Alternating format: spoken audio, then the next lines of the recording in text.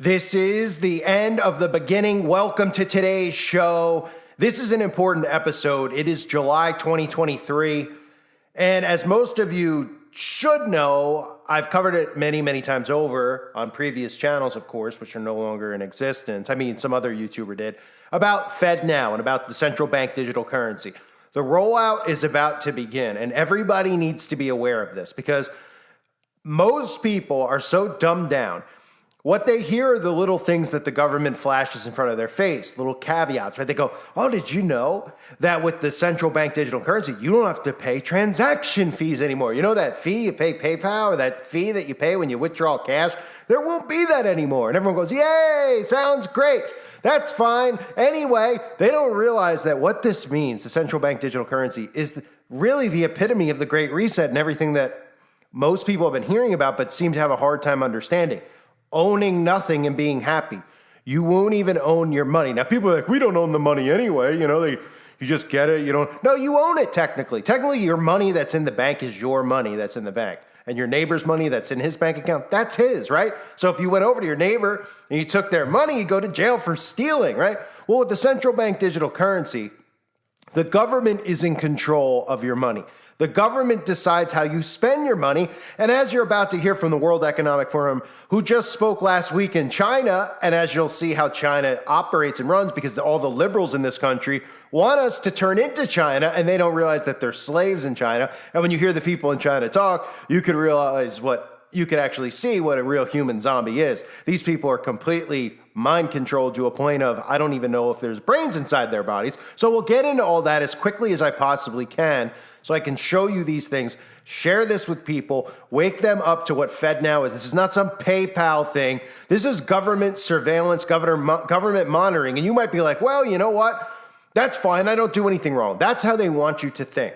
The reality of it is, if you speak against the government, as you'll see, if you say something that they might not agree with, if you say something that hurts somebody's feelings, they have the ability to freeze your bank account.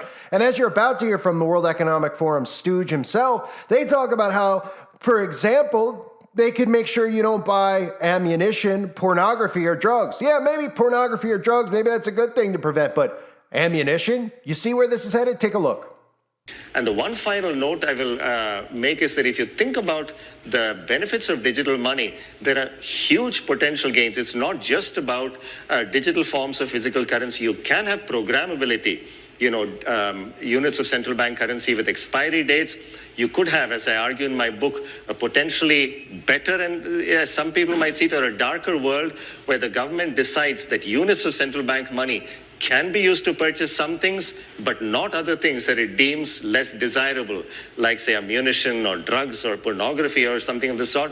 And that is very powerful in terms of the use of a CBDC, where the government decides that units of central bank money can be used to purchase some things, but not other things that it deems less desirable, like, say, ammunition or drugs or pornography or something of the sort.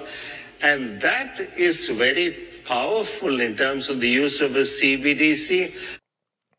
So this is government overreach, but more so it's government control. The FedNow, the removal of cash, gives the government full control over our finances, over our decisions. And just like we see with free speech on the internet, we see what the government does to people in regards to giving a crap about any of us making money, being able to feed our families, being able to feed ourselves, providing things that are normal that we all should be allowed to do in a free country.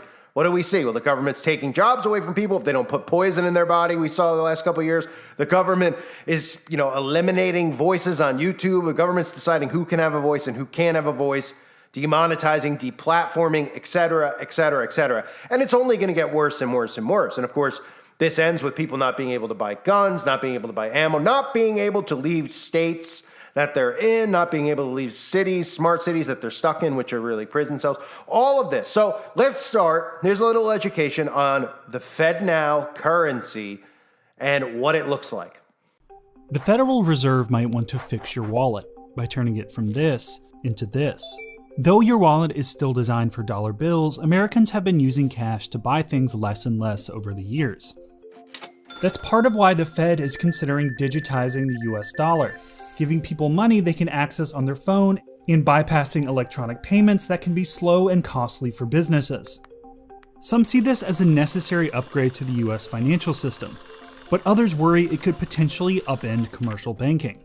There are some very, very difficult questions to answer, but I think we are engaged in a serious program to understand both the technology and the policy issues.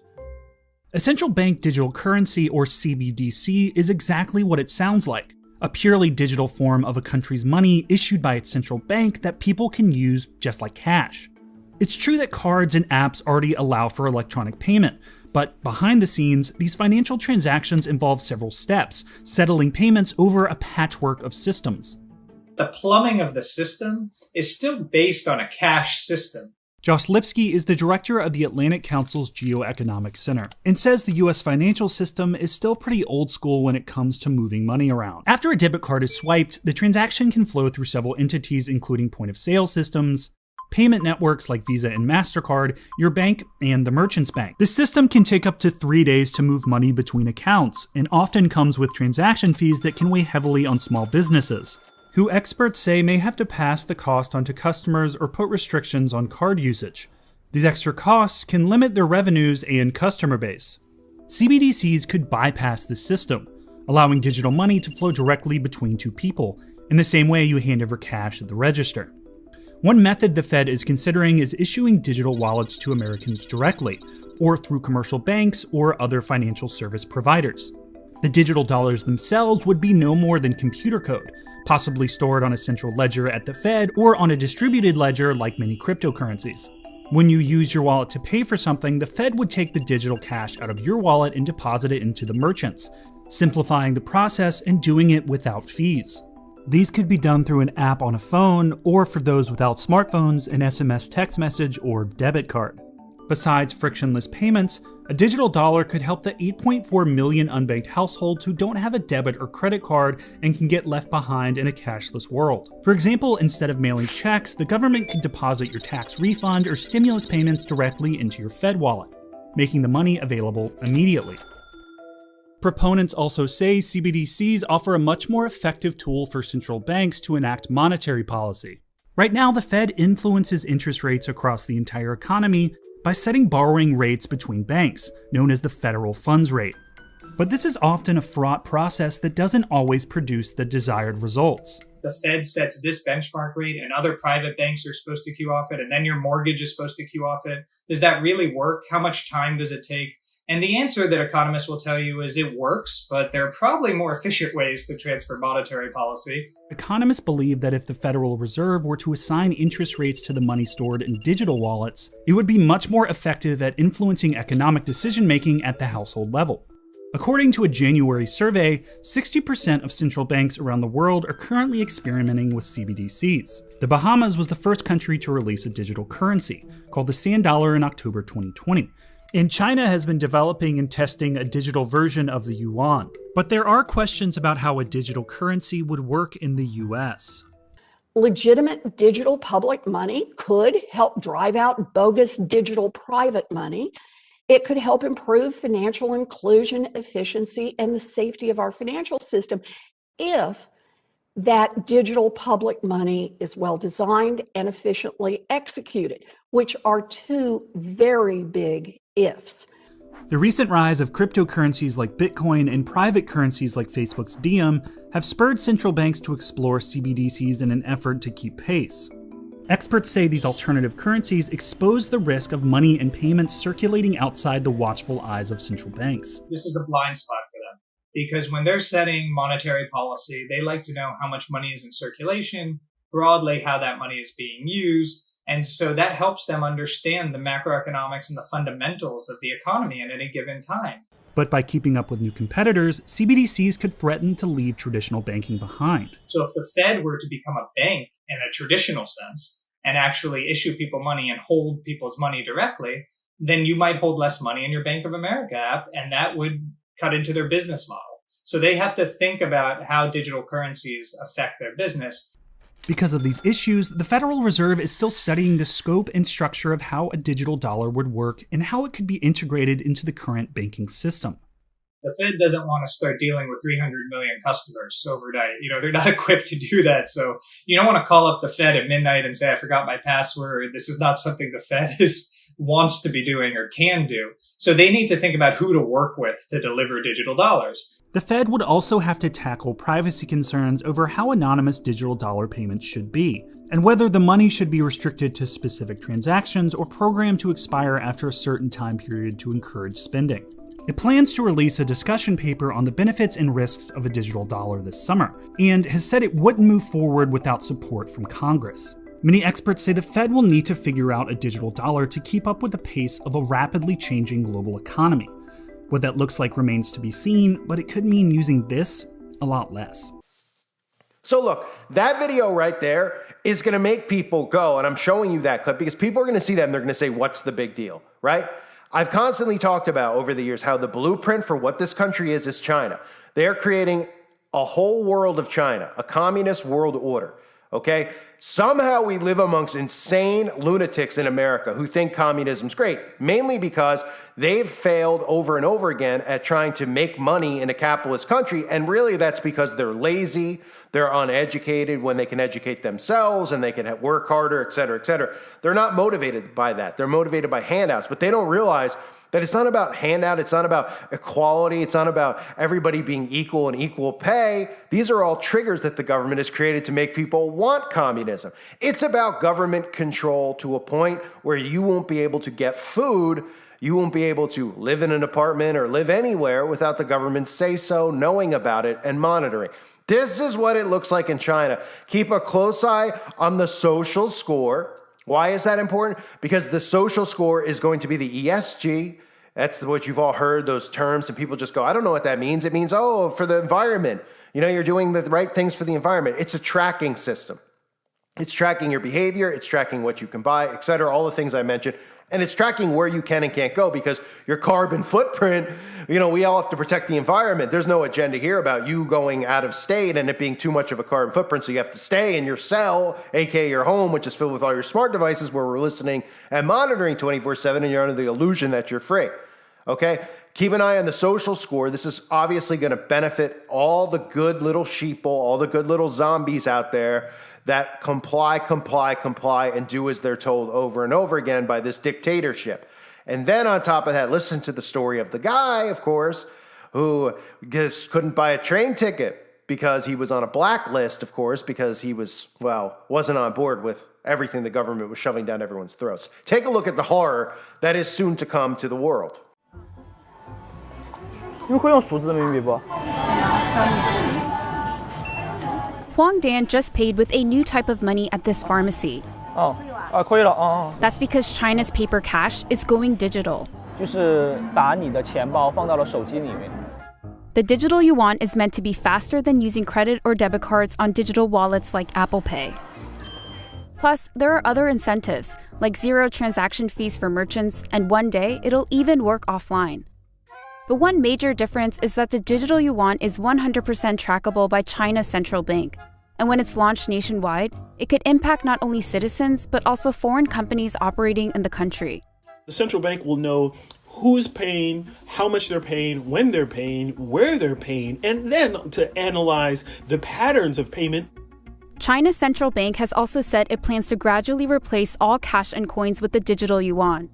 The country would be the first major economy to introduce a digital currency in the real world. And while many users say the digital yuan is easy to use, China's money revolution could usher in privacy concerns. 其实更多的场景还是会带手机。 Using the phone to pay isn't a new concept for Huang, since he's one of about 770 million mobile payment users in China who rely on digital wallets like Ant Group's Alipay and Tencent's WeChat Pay. These private tech firms hold data on transactions, which the government can access. But because the digital yuan is developed by the central bank, there are no third parties, and that data sits with the government. 它是用你的身份证号和姓名来去做登记的。 To begin testing the digital currency online and in physical stores, last year the Chinese central bank started doling out digital cash through public lotteries in cities across China. Huang is one of the 750,000 people who have won some piece of the $23 million prize in the past year. To start spending his $30 worth of winnings, Huang first downloaded the Digital Yuan app. 要不是商家来扫你的二维码，要么是你去扫商家的二维码。 It recorded that he spent money on lunch and medicine one Saturday afternoon in the southwestern city of Chengdu. 他现在每个商家的门口都会贴一个告示，对，就是他说我接受数字人民币。 About 10,000 merchants in Chengdu have signed up to accept digital yuan. 数字红包可以使用的。 Zhong Jiayin manages a dumpling restaurant, and she said the digital yuan has some advantages compared with other payment options. 现在就是多了一个付款方式嘛，而且他们不收手续费哦，我们肯定很乐意的。 For instance, two of China's most popular digital wallets charge merchants an average of 0.6% for every transaction. There's also another upside in the works. The central bank is planning to make transactions possible even without an internet connection. So restaurants like Zhong's won't have to worry about their spotty connections that sometimes make it hard to process digital transactions. This digital yuan is less about money and more about data. Yahya Fanusi is an adjunct senior fellow at the nonprofit think tank Center for a New American Security in Washington, D.C. He's been studying digital currencies for the past 6 years, and he says China's new currency is not as anonymous as it claims. Central bank has talked about there being controllable anonymity, which really means it's anonymous horizontally, right? The users that are using it don't necessarily know the identity of everyone that they're interacting with. But vertically, it's not anonymous. The central bank is at the top with information on all the users. China's central bank has promised to protect users' privacy. For now, people can choose whether they want to use the digital currency. But the central bank has said that as the country becomes a cashless society, it expects the digital yuan to become the primary way to make transactions. The Chinese government could force Chinese companies to only accept payment in digital yuan, which would then force the foreign companies, their foreign counterparts for trade. It could ensure that they have to use that. Central banks have authority to control money supply, but their actions to restrict a digital currency would have a more immediate effect, leaving companies holding that currency all the more vulnerable. For example, Fanusi says China's central bank could put an expiration date on the digital money, similar to how lottery winnings have to be spent before a certain date. It means that the Chinese government could set up a whole lot of things to have your currency maybe valid or invalid based on its own priorities. This is almost like handing over the keys to your business or to your finance department in some ways, because you really can't control what at the end of the day may happen with the funds that you're holding. While there are privacy concerns, Fanusi says digital currencies can create more efficient monetary policy and counter criminal activities. China's central bank said its digital yuan system would help combat money laundering, gambling, and terrorism financing. 我们会坚持中心化这管理。 Meanwhile, the central bank is also looking into ways to make international transactions possible in digital yuan. And Fanusi says there's a big variable that'll determine if that's going to work. Will foreign governments allow their businesses and citizens to hold digital yuan and use it? It's not a given that all other countries are going to transact with this, and will, because of the privacy, the data issues. So this is really to be determined. While there's no set date for a national rollout, some officials have said the digital currency could be ready for wider use next February during the 2022 Winter Olympics in Beijing. I think there is an element of showing off for the big international audience. We have a central bank digital currency that we're using. We're the only country, the biggest country that's doing it. And China isn't alone in this experiment. According to one survey of central banks, 86% of them from the US to Japan are exploring these types of currencies.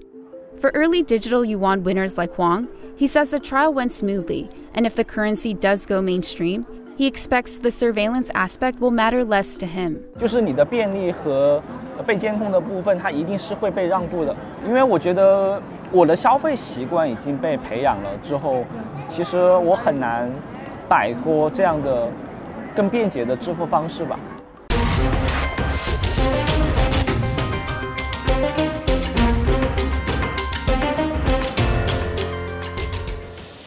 They're constantly monitored by facial recognition cameras that are able to instantly put a face to a name. Now, the Chinese are also ranked, given a mark out of a possible 950 points. A score in the 700s is considered good. Around the 500 mark is not. For now, the number is a sort of bank credit rating, keeping track of everyone's spending habits. I think being ranked is a good thing. A society has to have rules. It forces us to be well behaved. It may seem scary, but it's just like that here. We're used to it, and anyway, we don't have a choice. But in an effort to keep all of its subjects in line, Beijing is taking the system a step further in 2020. It's aggregating data gathered by banks, private companies, and the state to rate if someone's a good or bad citizen. By using the most data possible, the so-called big data, the system will play an important role in rebuilding a moral society.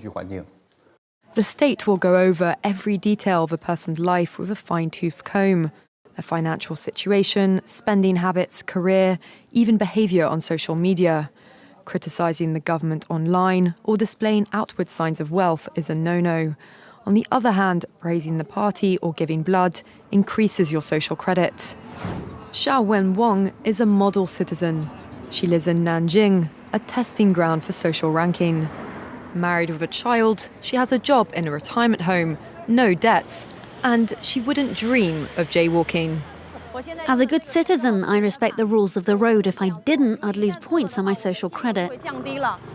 In theory, everything can be taken into account in the social score, even the most innocuous errands like supermarket shopping.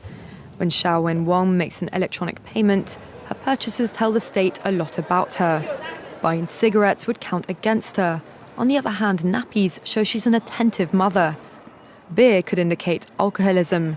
She'd be better off buying water. In this pilot city of 8 million people, there are only 18,000 model citizens. For Xiaowen Wang, there are perks to be had, such as paying half price for the bus. I get discounts for all public services, even at museums. And the library is free for me, thanks to my score. A good score brings benefits, but people with low scores lose rights. The cinema names and shames people considered untrustworthy, plastering their details, even their addresses, across big screens. It's a matter of principle. Those people have to be condemned. Those people aren't honest, so they have to pay the price. It's only right to pay your debts. You have to blacklist those that don't. The Supreme Court has created a blacklist for so-called bad citizens, those whose ratings have dropped to zero. On it are companies, but also 23 million people to date. Among them is this journalist Liu Hu. He got a little too close to uncovering corruption among high-profile party members. After being sued for defamation by the subject of a story he'd written, he was blacklisted. But he only realized when he tried to buy a train ticket and was told he was banned from traveling. That tells me I'm still on the blacklist. Punished because he's been branded untrustworthy by the state. Once you're blacklisted, you can no longer get a bank loan, start a business, buy an apartment, or even send your children to a private school. Liu Hu is among a tiny minority of people who have dared to criticize the system, which some are calling a digital dictatorship. I worry, because I think many people like me will be deprived of individual freedoms, and all of us will live with restrictions of one kind or another. After our meeting, Liu Hu learned that his name had been removed from the blacklist, but he still has a long way to go if he doesn't want to languish at the bottom of the social credit hierarchy. So that's why it's so important to talk about FedNow, to talk about central bank digital currencies, and I'm going to continue to cover it.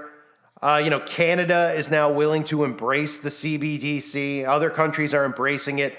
The FedNow, the story that's out there with the FedNow, and the amount of countries that are on board to do this, I think it's 57 pilot programs are out there now. 195 countries in the world are on board with having their own central bank digital currency. And of course, the flip side of all of that is the destruction of the dollar. The dollar has to be killed off and destroyed. That's what's going to end up happening. They don't want you to have dollars, not because, people hear this stuff and they're like, oh, what's the big deal? I buy everything online anyway. What do I need cash for? They're so dumb. That's what they think of automatically. They're like, whatever, I usually do an online transaction with my credit card or with my PayPal, so what's the big deal? I don't have a bulky wallet in my pants anymore? They don't realize what this is. This isn't PayPal. This is government control of your finances. This is what you saw in Canada with the truckers, or at least the story we were told, whether it was real or not, that's to be debated, but how people who were protesting had their bank accounts frozen. What you just saw in China. This is a worldwide epidemic. This is going to be a worldwide totalitarian dictatorship, total control. And this, ladies and gentlemen, is a result of a liberal world order. Everything is upside down. Okay, this isn't about liberating, this is about enslavement. And this is why the Democrats work so hard to empower stupid people, to use hate and all these terms to silence people who speak against them, because they don't want you realizing that they're playing you. They're playing you. And they need the people that they're playing to defend them. Otherwise, it's all of us against the small portion of them. But the liberals out there who are supporting communists, most of which are too brain dead to realize what it looks like, eventually, this system where people are like, well, I'm on board with what the government says. I mean, I'll be supportive of it. I'll have a great social score. They're going to turn on you too. They're going to turn on everyone once the system's in place. They need these Democrats, these liberal people, to help them get the system in place first. Then they will turn on them faster than you could say rice-a-roni, okay? So this is what we're headed toward. This is the horror. And the mindset of people out there is just what I said. This is the common person's brain. Well, I already spend money online. Oh, I'm not hiding anything from the government. Oh, I don't want to buy ammunition anyway. Oh, right. Oh, it's a good thing, right? Because they lumped in pornography and drugs with ammunition as if they're all comparable, apparently. Where you'd say, wait a minute, ammunition, that's perfectly legal, right? Well, buying drugs with it might not be legal. And then they just do these things to brainwash parents out there. Ooh, this sounds great. Then they can monitor my kids for me, and I don't have to monitor my kids buying drugs or buying pornography, and et cetera, et cetera, et cetera.